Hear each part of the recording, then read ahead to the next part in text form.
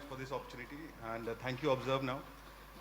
Good evening, our distinguished guests, esteemed panelists, and all the attendees that could make time today to attend this session. As we stand at the cusp of a digital revolution that is transforming our lives, both personal and professional, it is only natural for public sector units in India to embrace the potential and harness the capabilities of digital revolution. The journey towards digitalization is fraught with challenges, but is also replete with a lot of opportunities that are waiting to be harnessed. Today we have here a panel of experts who bring with them a wealth of experience across sectors. We'll learn from them, we'll ask a few questions from them, we have a few queries.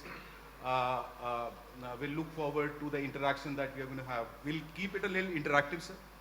We'll have these queries and questions very sector specific. We'll talk about your organization, what you have been doing, and what you plan to do to enable this digital transformation, sir. Let us also keep in mind that digital transformation is not just about technology, sir. It's also about people, processes, and the procedures involved. So to start off, like we spoke about the processes and the service delivery. We have with us Mr. Siddhartha Goyal from GAIL. Sir, whenever a change is ushered in, it is almost always, there's a certain amount of reluctance.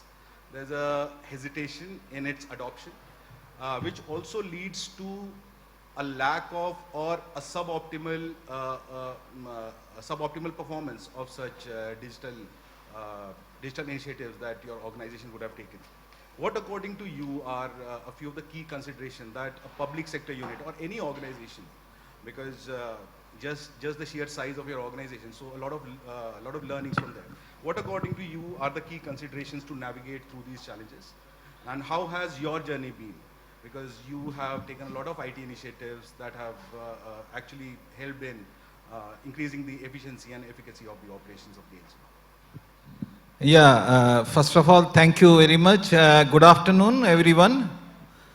Yeah, actually, it's a very relevant question. There is always a kind of resistance to change, actually, and the legacy infrastructure what we have actually in public sectors, they are sometimes outdated, and they have their own inertia. And the data porting and the transformations are not very smooth always. So actually, it's always, I think we should at least have 3-4 step approaches every time when we roll out a digital transformation. Firstly, any initiative of this kind has to be top driven. Because unless and until your management, your top management thinks that this is to be done, it is not going to happen at least in a public sector environment where so many changes are required to adapt a system. I told you about the legacy infrastructure. There would be a lot of requirement. See, we have recently contracted for a shifting of our ERP from some legacy system to another level. It's a cloud-based, private and public cloud mixture of We had found, we have tried to loophole, we have tried to strategize what are the areas where I need the data mining. This is the first step, wherein a top-driven approach, you need to work out what is to be done to map your systems, to migrate from the legacy system to the new system. There would be always a challenge of workforce skill gap, you know. You need to upskill your workforce. That's very important, you know. Unless and until if you have to adapt a new technology or a new digital transformation, you need to first train them. You have to identify a team who has to work on this and they have to be trained to those things. And there has to be a very good on day-to-day basis interaction from the existing, because existing system immediately you cannot dump. So there has to be very smooth migration on these things. So these are some kind of challenges, and there could be a challenge of siloed working, because the companies do have different type of departments. They say my role is limited to this, I will not look into those areas. So those things are to be meted out. I think that's all. These are the process probably we can adapt. I think I want to, sure, sure. Add something. Absolutely, absolutely. Thing is, in the public sector, we are not fighting for the technology or with the technology. We are fighting with the mindset. And one is this is a main aspect. Second portion is we have a stringent, defined transfer policies. Even if somebody is working, maybe everybody who's sitting here might have faced this. Even if somebody is working for the ERP, let's say for 10 years, 12 years, and having that experience with them, you have a defined policy. After 10 years or 5 years, you need to be transferred from one place to another place. This is the bottleneck. The person who has the experience of one strategic component, he'll be transferred to, let's say, contract or the finance or any other area. So that experience is even lost, because nobody can even, the next boss will not even appreciate the content who the person is delivering in that area. So that is the major bottleneck. And the third bottleneck, which we have got in the last presentation, was the financial budget. So we have a capping of the budget, and we have a delegation of authority. According to that authority, budget has been allocated. So with that nominal price, we need to deliver the excellent products. So these are the bottlenecks which we came across, and we are going through those. So thank you very much for enlisting the bottlenecks. I think one of the key takeaways that we'd like from this conversation is how do we navigate through these? I mean, one of the key factors that you just spoke about is the institutional memory. How good is the institutional memory? How good is the continuity? Are there any steps that you think should be taken or have been taken to maintain the momentum that probably has been a result of earlier regime or the earlier management? And how do we continue from there? Where do you think are the gaps, and how do you think those could be bridged possibly? First of all, we have already a competition. So whosoever is joining the public sector, he has to pass through some very difficult phases.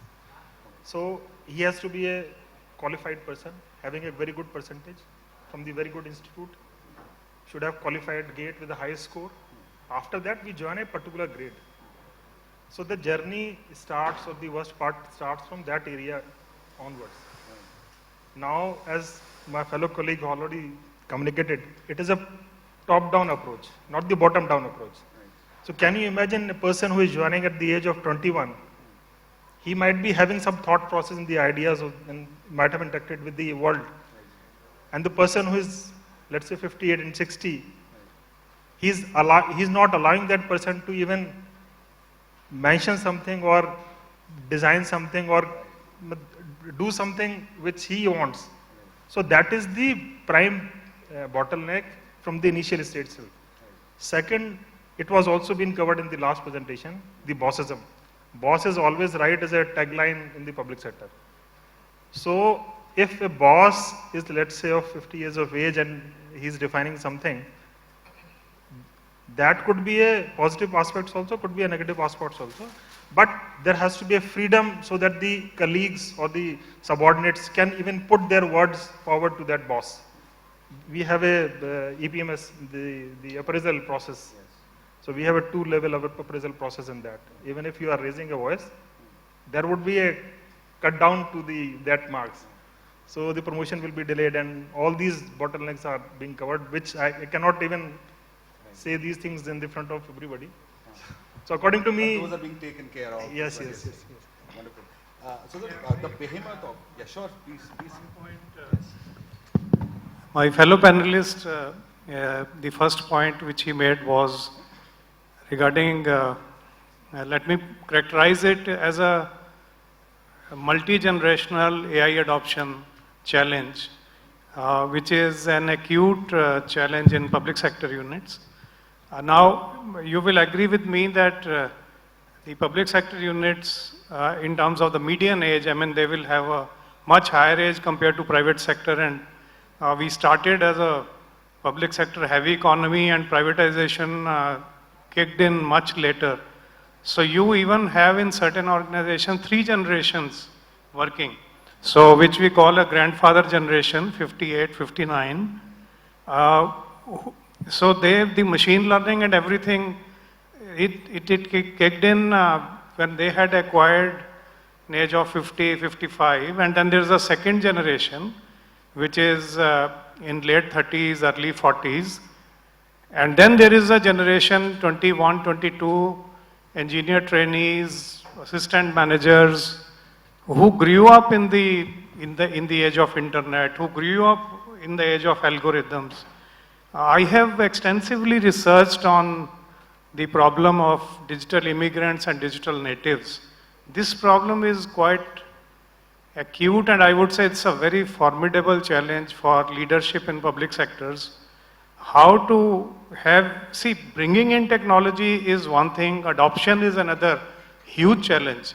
Has it been adopted at the ground level? And for that, I mean, you have to wade through a matrix of 3 generations. So I think we can't wait for one of the generations to sort of retire. By that time, you will have generative AI, and even there's a talk in the industry that by 2035, even generative AI will become obsolete. So this is since he mentioned, I jumped in, since his first point was different generations, and the 58 years looking at adoption of technology or the technological initiatives in a very different way than the young person at the age of 22, 23. She or he would have just entered into that ecosystem. So I think it's a very important point which my fellow panelist made, and I thought, let me elaborate on that. In fact, sir made a very pertinent point that it has to be a top-down approach. In one of the implementations that we did, I'm telling from my own personal experience, this is an ERP implementation, sir, at one of the behemoths of an organization, a PSU. One thing that we noticed was the change management.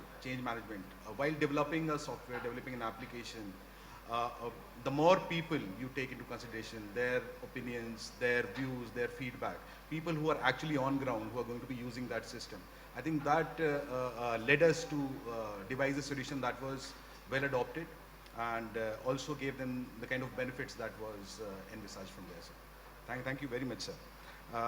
Sir, my question is to you only, sir. Such digital transformation journeys that we see, and given that you're a part of a big PSU, sir, these are generally very long drawn and very exhaustive. So how do you maintain continuity in such digital transformations? Because, and that had been the case probably a couple of decades back, even in the last decade. Now, like sir said, technology is changing every 5 years. It might become obsolete in 5 to 7 years. So how do we take these factors into consideration while deciding on a digital transformation, tech-enabled digital transformations? Sir, it in a different way altogether. So let me just brief you about the Indian Oil Corporation Limited. It is divided into 4 different groups. One is the refining sector, where the crude is being refined. Second would be the pipeline division, where the finished product is shipped through the pipelines. And third is a research and development divisions. And then we have a marketing division to distribute across the public. So for each component, we have a research and development area. All the technology which is to be used in the legacy systems or in the refineries, that need to be tested by a specialist person who will be having an experience of, let's say, 25, 30 years. After that, we conduct a proof of concept in one of the areas, in one of the plant. So the duration we generally maintain for 6 months or 1 year, so that the technology can be stabilized, because we are directly connected to the public. In case one of the refinery goes down, the whole north area or the south area will be vanished. No petrol, diesel will be distributed across any of the vehicle. So since this is the impact, we are moving to a transition phase also. So there has to be a stability in the product. One is we need to maintain, in this scenario, we need to maintain a legacy systems also, wherein the petrol diesel supply has to be maintained. Second, during the transition phase, we are moving to, let's say, hydrogen fuel or the EVs. Now the scientists are working on the batteries also, since the lithium is not there in India.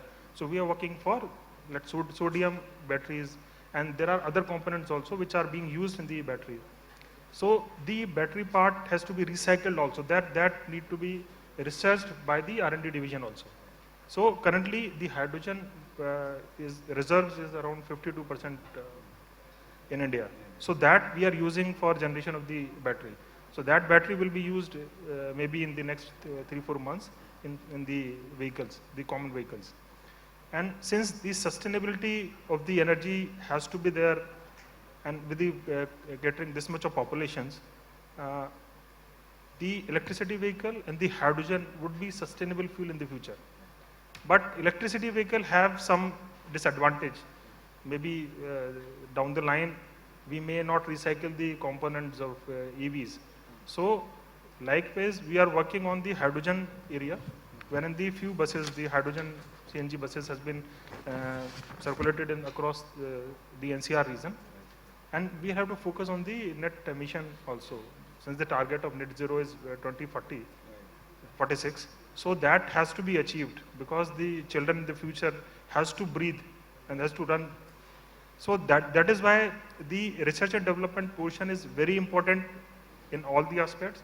And from the IOCL side also, a huge funding has been given to the research and development, especially for the energy sector, for the sustainable part of it. And actually, on what sir has told, I think whenever we go for a digital transformation, 2-3 things at least mandatory we take into consideration while migrating the system and all. One is data loss, the data residency, with the compatibility of the new system, the adoption of legacy data in the system. I think these are always taken care while going forward in the next system. So very important takeaways. One is having a POC approach. And secondly, because you spoke about battery, especially in the aftermath of what has happened in the last couple of days, we look forward to revolutionizing that space as well. Thank you very much, sir. We also had representative from ESL, because we spoke about the EVs, we spoke about the batteries. How do you think, because EV is the buzzword, electric and go green is the buzzword, do you think this is a sustainable model? Do you think this is a sustainable media to go ahead? And how long do you think EV and EV market is going to sustain before the next wave of change takes over? Anyone? I would like to ask. Sure. So, yeah.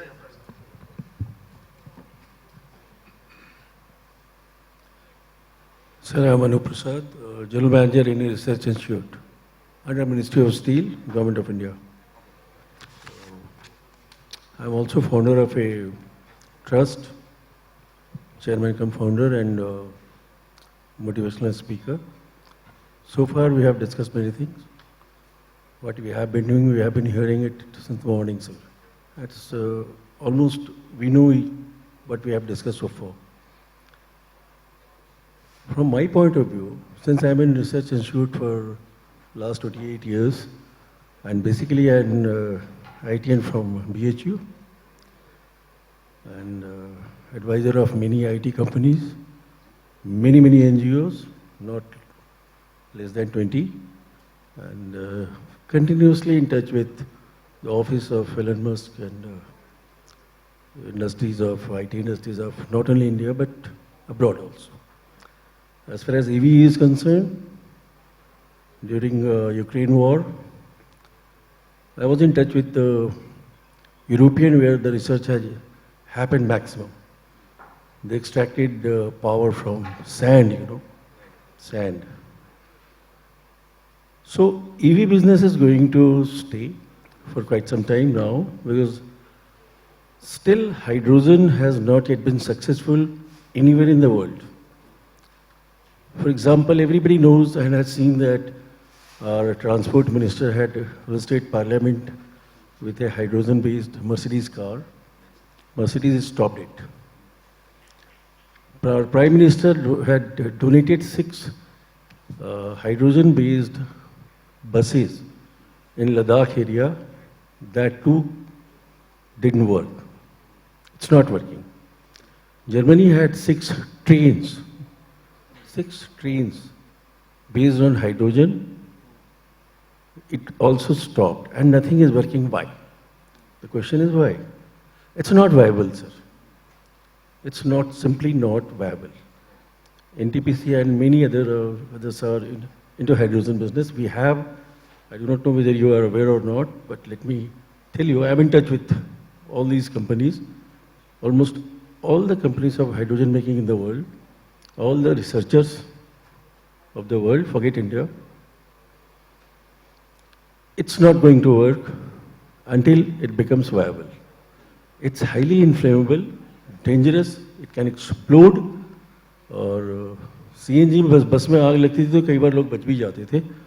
ये atom bomb की तरह उड़ेगा और आसपास के जितने भी लोग होंगे सारे के सारे का बचना मुश्किल है. It's highly unsafe. ठीक है, ये नहीं चलने वाला अभी for the time being, safety के लिए. ठीक है, बेसिकली हमें 1-2 फिलॉसफी में, बेसिक फिलॉसफी पे काम करना पड़ेगा. As far as my understanding is concern, हमने अपनी लाइफ में not less than 60-70 projects handle किया है based on IT, automation, instrumentation and all that. अभी जो दिल्ली कमिश्नर के दिल्ली कमिश्नर के incharge Jaiswal sahab 5G network के बारे में बात कर रहे थे. इसको हमने अपने हाथों से इम्प्लीमेंट किया है, इसको बंटपुर स्टील प्लांट में, and it has change the scenario. Government of India का 2-3 इनिशिएटिव अगर इस कॉन्फ्रेंस का आउटपुट ले लिया जाए तो मेरे ख्याल से ये ग्रैंड सक्सेस होगा. फॉर एग्जांपल, सेंट्रल गवर्नमेंट बहुत सारा पैसा देती है मिनिस्ट्री ऑफ वेलफेयर मिनिस्ट्री को, और digital India, PM's digital India programme के अंदर में, PM's डिजिटल इंडिया प्रोग्राम में 2018 के बजट में गवर्नमेंट ऑफ इंडिया ने 5G नेटवर्क को यूज़ करने के लिए प्राइवेट प्लेयर्स को अलाउ कर दिया था. ना आप IoT और क्लाउड और ये तो खैर चलेगा ही चलेगा, IIoT और वगैरह वगैरह. 5G नेटवर्क, और ये बहुत कम जगह पे हिंदुस्तान को मालूम है शायद. हम presently posted in Ranchi, very close to Jaduguda, the only uranium mines, underground mines. Uranium mines में कई किलोमीटर नीचे जब वर्कर जाता है तो एक ज़माने में मीथेन गैस के लिए चिड़िया रखी जाती थी, सब जानते हैं, मर जाती थी चिड़िया, तो ये भी मेनका गांधी उसको बंद करवा दी थी, मेनका गांधी जी ने. ठीक है, अभी आपके पास सेफ्टी हेलमेट आता है जो एयर कूल्ड होता है. I am working on that latest project, 5G based safety helmet जो एयर कूल्ड होगा. आपको रियो टिंटो वगैरह में यूज़ होता है, साउथ अफ्रीका या ऑस्ट्रेलिया वगैरह में. और उसमें जितने भी सेंसर्स हैं CGH गैस के, ग्रीन हाउस गैस एमिशंस के, या पॉइजनस गैसेज जो अंडरग्राउंड माइन से निकलते, सारे सेंसर्स फिटेड होंगे, and all the communication will be based on 5G network. ठीक है, और इसमें लाइन ऑफ साइट और इनका कोई लफड़ा ही नहीं है. जैसा कि सर बता रहे थे, everything is there, government of India has approved it, people do not know it. अभी हम किसी प्राइवेट सेक्टर का नाम लेना चाहेंगे, बहुत सारे लोग यहाँ बैठे होंगे.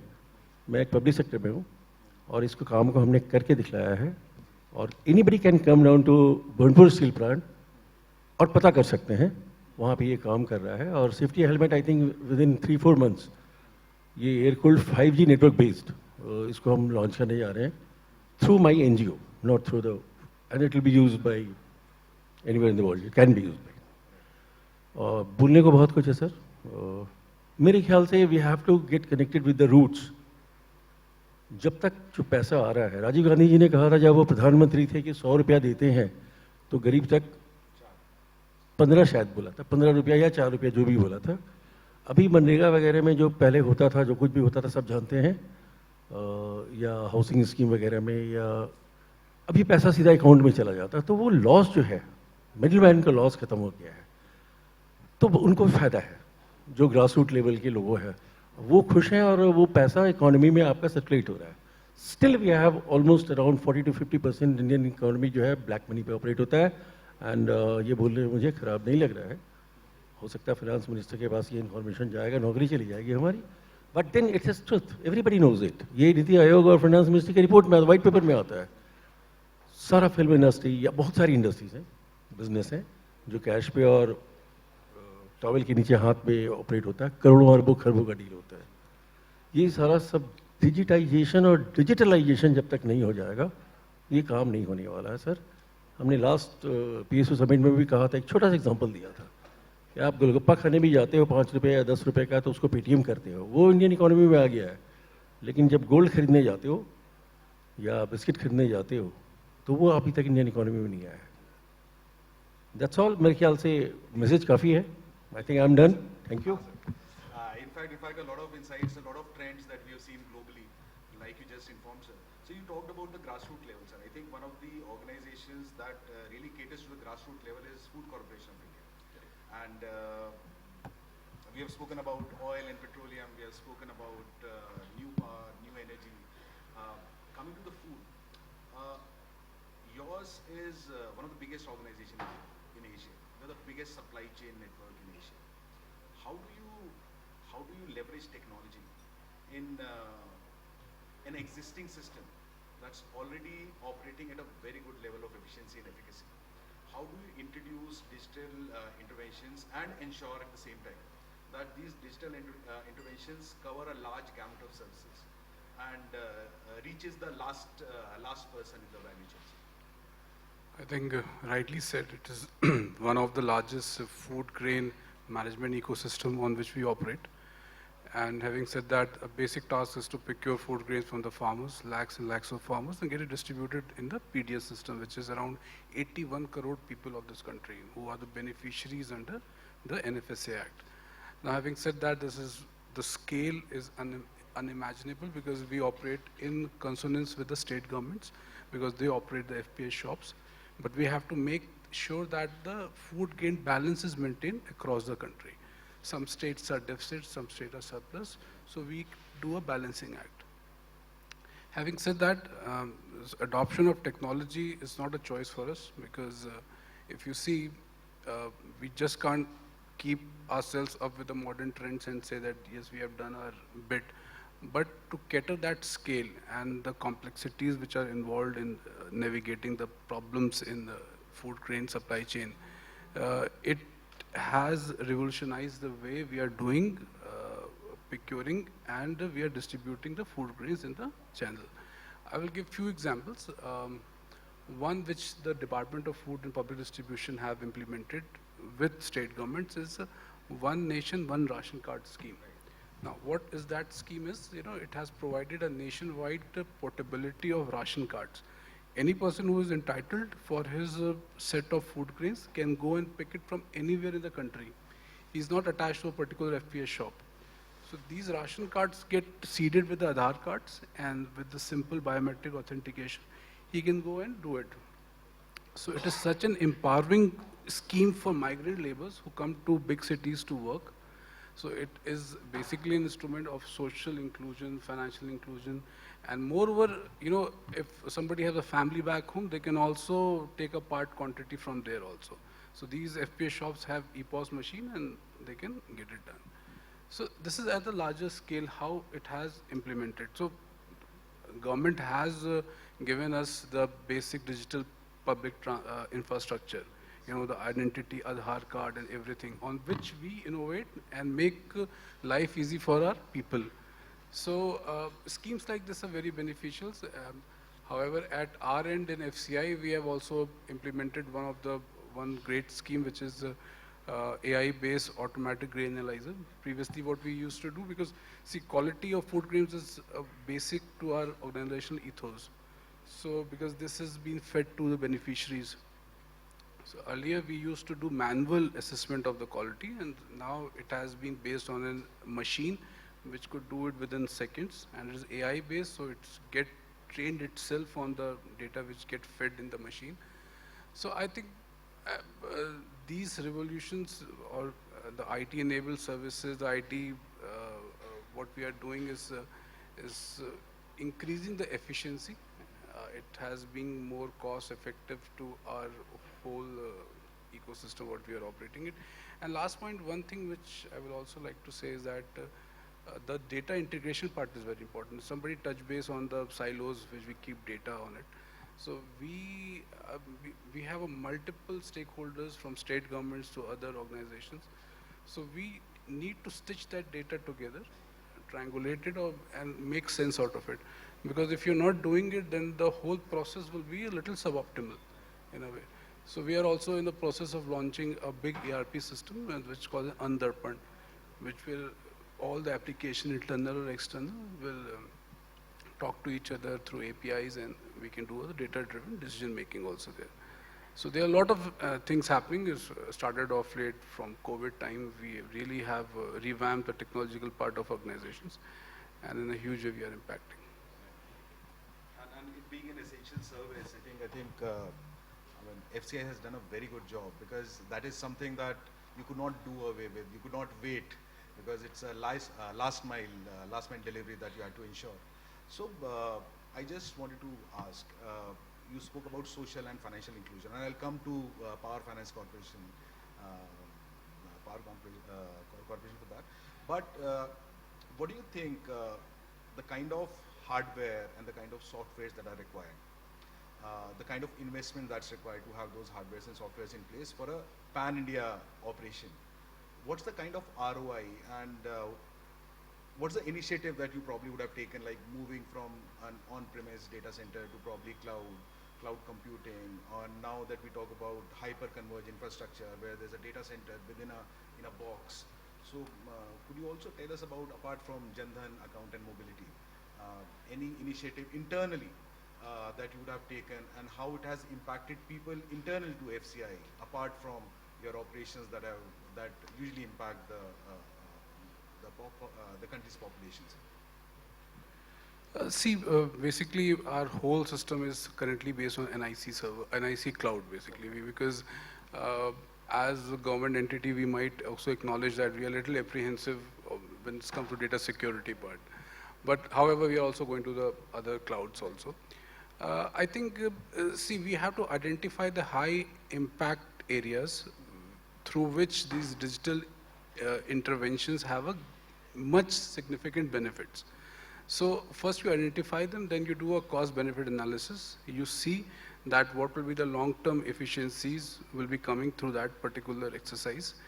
And then you build a system around it.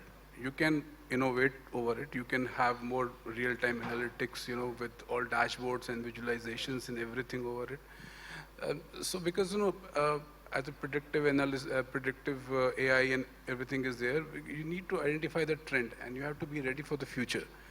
Because, we monitor the procurement operations, where there's procurement is not happening, what are the reasons, how we can benefit those farmers there. So these things has to be a real-time exercise, where we have built one CFPP portal, which have this connected APIs through all the state government portals. So we keep in check over it, that how much quantity procured, why not procuring, what is the issue, what are the bottlenecks.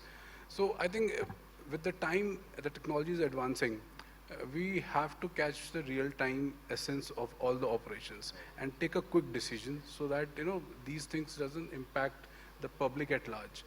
Because we are a subsidy-based organizations, every mandate is given by the government of India, and we are the implementation arm of government. So we have to make sure that whatever the task is being given is being done in honest and efficient manner.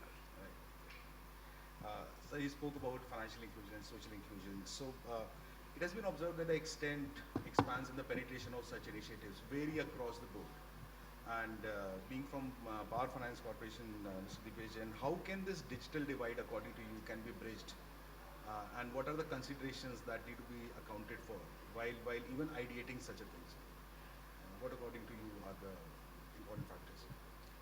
See, coming from a largest government-owned NBFC, which lends a lot of money to power utilities and now infrastructure and logistics, we are very much focusing on the quality of the infrastructure setup, which we have done to provide the best infra and application setup for the process owners who actually into the authority of appraising the borrowers, appraising the projects, for which they need a very massive data to analyze for appraising their ratings, their quality, and because we have a very low NPA. So to achieve that kind of quality, we need a very efficient decision support system. And for that, we have these dashboards, MIS, and now we are planning to go for data analytics, business intelligence, and probably AI-based data classifications and data migration technology, so that the dynamicism which is required in the business, the lending business, appraising the power utilities, the projects which are coming up, because that needs a lot of data to be captured, being it the land acquisition data or the history of the borrower, the implementer, the project companies, the consultancy companies. So to enable those business vision, we need to have a very strong IT strategy vision, and that's where, coming from IT background, we have a very clear, I will say, the IT strategy, where we have a IT application roadmap which needs to be augmented. Then to support that, we have an infrastructure roadmap, having a hybrid multi-cloud environment where we have kept very critical items in the on-prem data center, and some other application which needs scaling up on the cloud, with having a very robust DCDR architecture. And also, as we are governed by the very much highly regulated by RBI, and RBI itself is doing a great job in providing this IT compliance requirements and how to enhance the quality of the entire setup, starting from the IT governance, IT committees, engagement of the board in the IT decision making, and then also that helps us in driving these procurement projects, because being a mandate from RBI, that helps us in driving the files through the conference, concurrence, and management, because that asks for the urgency. So all these things helps us into ultimately delivering to the society and delivering to the citizens. And when such massive loans are delivered, then the projects are delivered, and that helps in the overall development of the country. Thank you so much, sir. And I think almost everyone has spoken about the data that's resulting from all these applications from different sources. We also have with us Mr. ANWAYA SENGUPTA, sir, who is the CISO with Grid Controller of India. Sir, we have spoken about data, and in the last 2 decades, we have been getting data from different sources in different formats, semi-structured, unstructured, structured data. And we didn't know what to do with that data, though we had a wealth of data. How do you think, and now because we have the data, how we handle that data becomes all the more important. So what measures should be taken by organizations, especially public sector units, to ensure that data is available at all times, ensure its confidentiality, and also, of course, the integrity of the data that's received. Thank you. First of all, before I really answer your question, I'd like to say one thing, because from the starting of this discussion, there were certain points, but not certain gaps or challenges which has been raised. Thankfully, I belong to an organization, Grid India, where the average age is quite low, and we have a very transparent process of exchange of idea from the bottom to the top management. Means very thankful to my management that every individual of the organization, we are a knowledge-driven company, so technology-driven company, and every individual of the organization even can directly approach our chairman, sir, for any sort of idea he wants to ideate and try to work upon. That is the environment we belong, so we do not really face those challenges of a typical PSU of what someone has expressed. Now, coming to this part of so handling of data. Why I have told this background is because, while we talk about security, especially implementation of information security and cyber security, people plays a very important role, and making people aware of how our data should be handled, how data should be used for informed decision making, as well as how we can maintain the confidentiality, integrity and availability of the data. We need to empower people for taking right decisions and taking right controls. And that is very important. You have to implement that across the organization. Most important thing, I believe, when you talk about having your data, Grid India is actually custodian of a huge set of power system data. We collect power system data across India in through multiple systems and in multiple time interval. Like we have SCADA system where we collect data in 10-second or 30-second interval of time, while we have PMU-based data where we collect basically in 250 milliseconds. So that type of granularity of data we have. Now important is how we use those data for correlations, how we use those data for informed decision making. And you well can understand, at least in our industry, in power industry, you really cannot afford that time to have human decision makings every time. So a lot of automations are in place. Now all those automations, possibly use of various technologies like AI for forecasting, use of various technologies and visualizations for analytics, that's a part. But answering to your question, first and foremost thing is doing the proper risk assessment of the entire infrastructure, whatever the position you have, whatever the data you have, you need to understand what is the life cycle of the data. Maintaining the life cycle of the data from starting of the acquisition till the data is required to be kept, you need to follow that data and do a risk assessment so that you can maintain the required parameters of that data. Now for our case, we value availability or integrity more than confidentiality. Maybe there are other industries, other PSUs like banking, etc., where the confidentiality parameter could be more. But for all these things, you need to really understand what exactly is the parameter wherein you need to put control.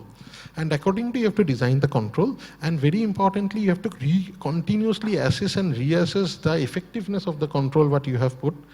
And you have to adopt according to the changes.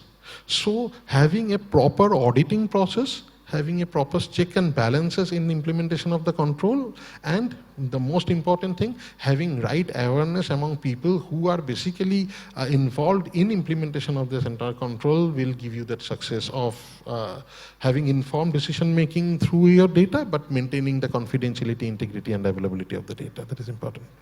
I'm so glad you started off stressing on the importance of people, the people factor in the entire thing. And also, sir spoke about how it has to be a top-down approach. We have with us Dr. Andarpreet Singh. And sir, what measures do you think the leaders must take? Because like sir said, it's a top-down approach. What measures do you think they should take so they are more receptive towards such a change? Because digital transformation almost always results in a need for change of mindset, and that would lead to adoption. So what do you think are the critical success factors for such a digital transformation? Yeah, so before I answer your question, I represent executive education vertical of one of India's largest universities, which is India's #1 university in academic reputation. So it's a very, very important and significant issue, which we've also built into our executive certifications, is that, my friend, you said it in the beginning, it's not a IT project, AI adoption, it's a digital transformation and AI-led. We are now talking of AI-led digital transformation. We are not talking of enterprise software-led digital transformation. This is a complete change process. So unless the adoption, and as I mentioned earlier, I extensively researched AI adoption in extended enterprise ecosystem, which means you have the extended ecosystem, partners, dealers, your freelancers, your contractors, they also have to be part of that adoption process. So coming back to what you asked, the change, the overall change project entails not only adoption of technical competencies, enhancement of technical competencies, technical skills, it also includes functional skills. The adoption has to be embedded into the processes. It also includes behavioral competencies. And the top-down approach usually it doesn't percolate up, doesn't go down to the ground level. So the sure recipe for success is that the adoption must be monitored, the adoption must be done at the ground levels, which also brings in certain very, very important issues like algorithmic bias, algorithmic distribution, including the ethics part, because what we call in our research AI-induced anxiety. The moment you bring in AI or you announce that we are bringing in AI, there is an anxiety amongst employees at the grassroots level, in the plants, at the workers level, at the junior officers level, at the officers level. What's going to happen to our jobs? So this is a multi-dimensional. AI has brought in a completely different, I would say, it's a completely different ballgame compared to enterprise software, which is a dumb software, I would say, enterprise software-led digital transformation. So we, in this change management process, I am summarizing, one of my fellow panelists hasn't got time to speak, so I am finishing in 30 seconds. This entails everything. This entails bottom-up approach. This entails a very sharp focus on AI ethics. This entails very sharp focus on checking whether there are algorithmic biases. It entails very sharp focus on algorithmic distribution, and finally it entails very sharp focus on not only technical competencies but functional and behavioral competencies as well. Thank you. Thank you. I'll not bother you with any more academic questions, but from the response that we just got, from this side of the table to the other side, what's your take on that? So good afternoon. I was a little late because I was in some of the other event along with ministry.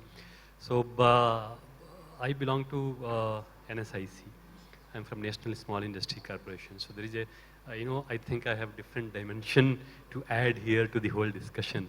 Because of course, most of the PSUs, operate on the basis of the core is not the commercial angle, but it's more of a social, system, social security, socialism.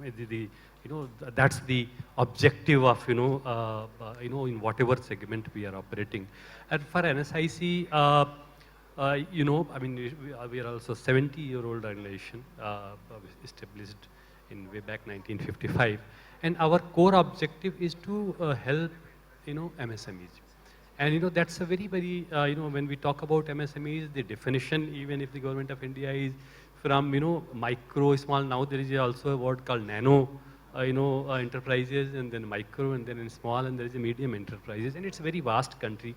MSME ministry, involved, we are industry agnostic. So any industry you are into MSME, operating into food, textile, chemical, leather, whatever, in the engineering, and all those, all belong to MSME, right?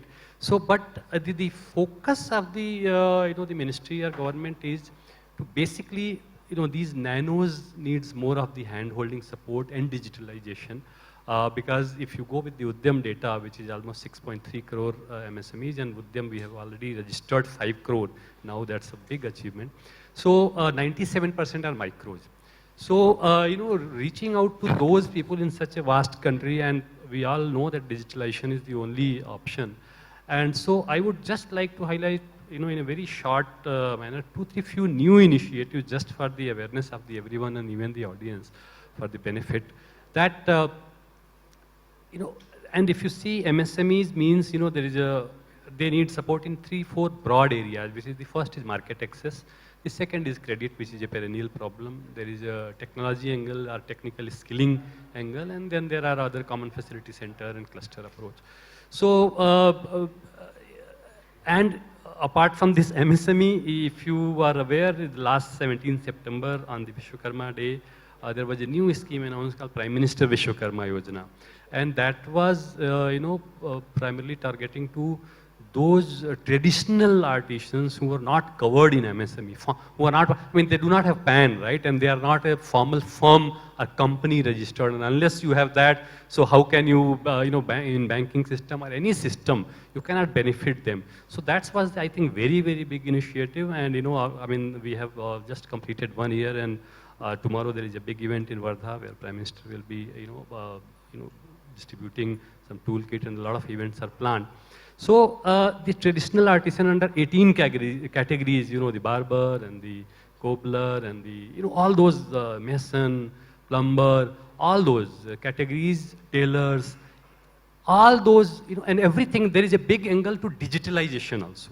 So the whole scheme started from the digitally registering them, on the PM Vishwakarma portal through the thumb impression and Aadhaar validation, and 3 level of validation from the Gram Panchayat and district and national level, and then scaling them. So all these are digitally happening. Then toolkit, free toolkit distribution, latest toolkit distribution, so that they improve their productivity and efficiency, because they have been doing it in a very, very traditional manner with the traditional toolkits and all that. And there is a training, there is a financial angle, there is a subsidized loan.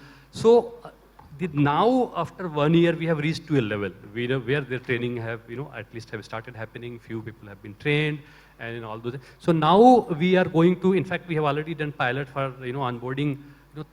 The mandate was given from the 1,000, Prime Minister Vishwakarma VKs, on the e-commerce portal, which is through ONDC. We are aware ONDC, which is the Commerce Ministry backed initiative. And it's a Herculean task, frankly speaking. Artisans, bringing them on e-commerce, making them e-commerce ready, digitalization. So even though, the people angle actually, the mindset angle, the trust angle, and the readiness angle is a very, very big task. And so whether product or services, both have to be, brought on the digital, this e-commerce portal, so that, there are product as pots and potters, so ghada, all those. So how do you basically catalog them? How do you, highlight their strength and their, content creation, and, how do you deliver, and how to deliver the services, how do people trust them. So all those angles. So basically what I'm trying to say, that even though there is one World Bank funded scheme, initiative called Raising and Accelerating MSME Performance through the Government of India, MSME Ministry is also happening.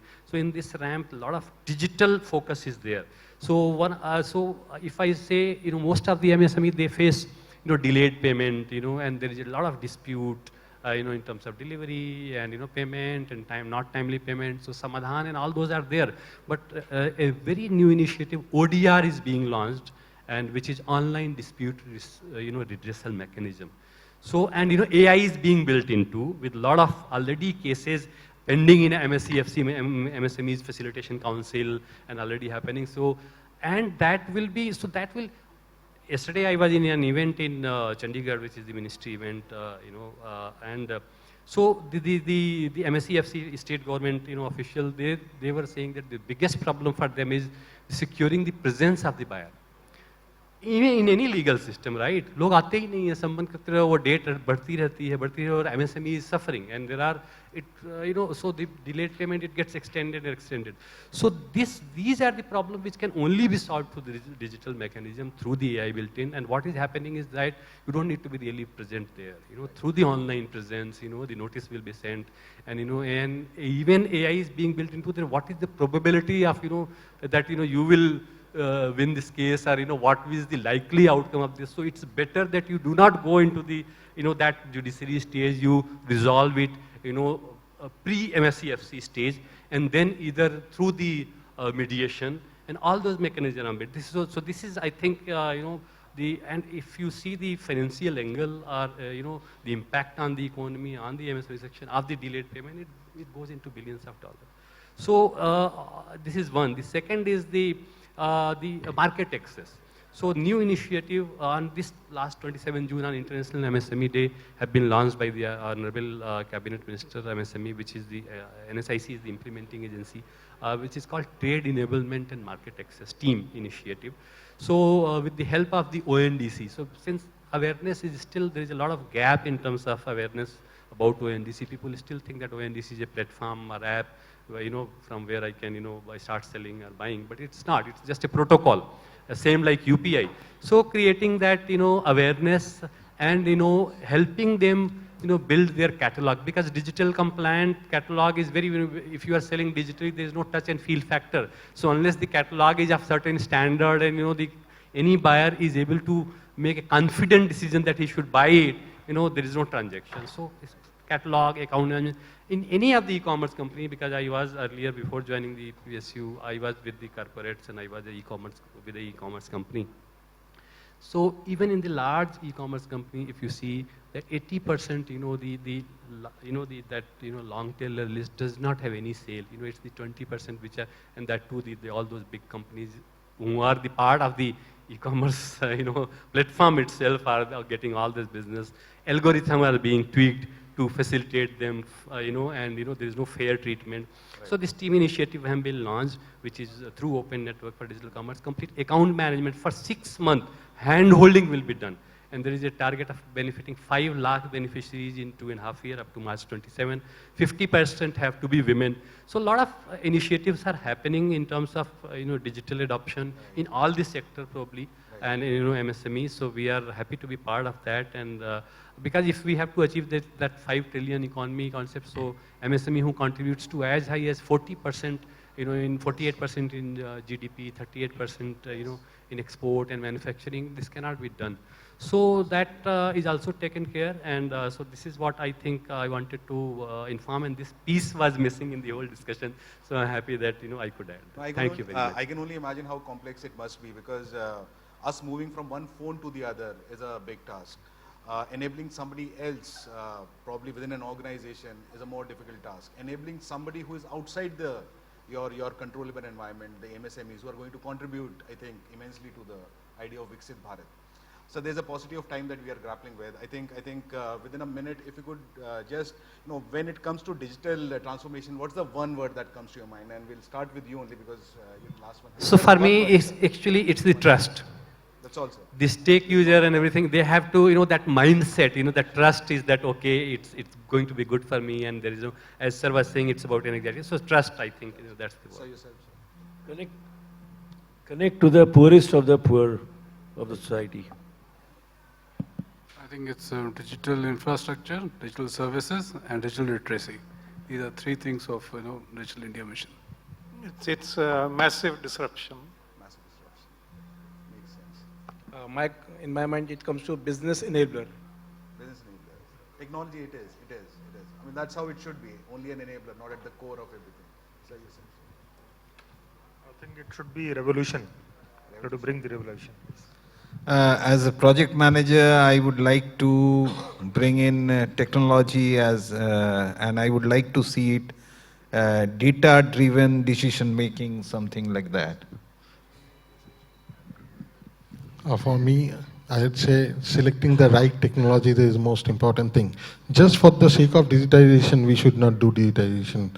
Basically, we have to understand how much benefit we are gaining, how much compromise in the security and all other aspects we are doing, and then select the right technology. That is more important. Sure, sir.